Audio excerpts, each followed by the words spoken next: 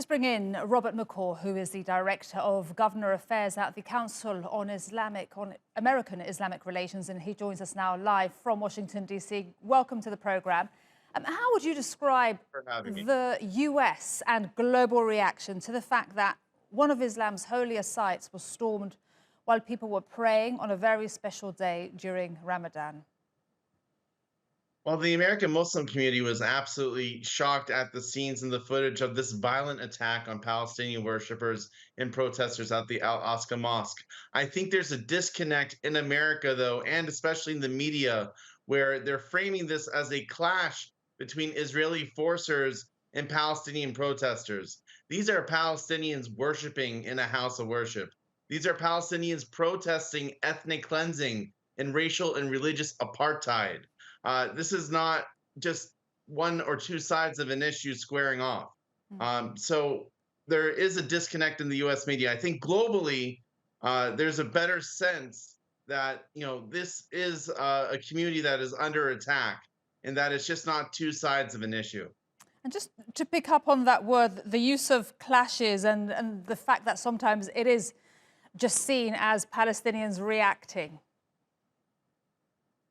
It's not Palestinians reacting, it's Palestinians defending themselves. It's Palestinians responding to human rights violations. It's responding to their civil rights being violated, their legal rights under international law, their God-given human rights to live in East Jerusalem, to live in Sheikh Jarrah, to worship in Al-Aqsa Mosque.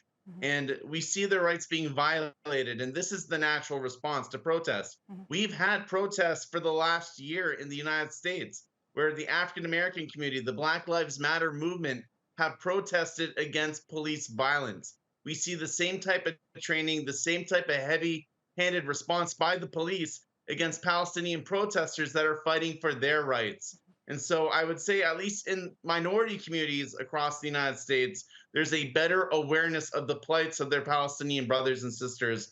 I think, though, that we are seeing a shift in America where we are having now more members of Congress, progressive members of Congress, speak out on these issues. And so Robert, will that make a change. difference, though, to public opinion, particularly, Rashida Tlaib, the first Palestinian American congresswoman speaking out? Will that reach public opinion? I think that has inspired other members of Congress. If it was Rashida alone, no, she can't do it by herself. But we've seen about 16 members of Congress now speak out, express concerns, condemn Israelis' violent responses, condemn Israel's evictions of Palestinians from their homes. So we are seeing this shift where just 5 years ago, we would not have seen 16 members of Congress stand up for Palestinian rights and condemn Israel. Okay.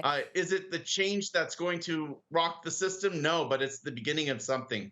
And the change that could rock the system, can anything actually change the fact that the US administration's financial support for Israel's defense is still roughly $4 billion in annual military aid? We already have laws that should technically prevent US military arms from going to other countries that are using those arms to suppress civilian populations, like how Israel uses our military aid and weapons to suppress Palestinians, protesters, raise houses. So now it's more, can we get accountability in the US to uphold the Leahy law and tell the Biden administration that no, they cannot actually transfer this aid to Israel. We are talking about this today in the U.S. When just 5 years ago, again, we were not having these conversations. So it's a building conversation. I can't say we're there yet, but we're having conversations now that we've never had. Great to have your analysis and your perspective. Robert McCaw, Director of the Council on American-Islamic Relations.